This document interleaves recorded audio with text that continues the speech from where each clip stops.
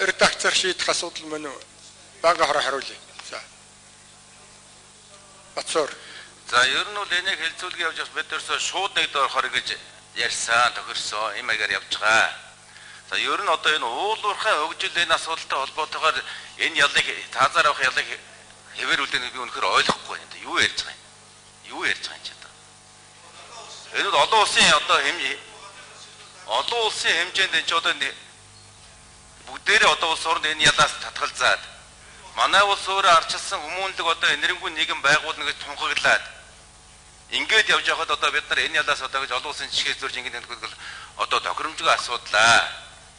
Энийг бол одоо улс орны өнөөгийн хөгжлийн одоо энэ төвшин өнөөдрийн одоо энэ уул уурхайд болж байгаа үйл явцтай энэ ялыг одоо холбож уул уурхайд холбогдсон улсуудыг цаазаар авна гэж хэлэх гэж байгаа юм юу гэж байгаа юм. Энийг бол үнэхээр ойлгохгүй байна. Энд холбож ингэж ярих нь буруу. Тэгж ярьсан.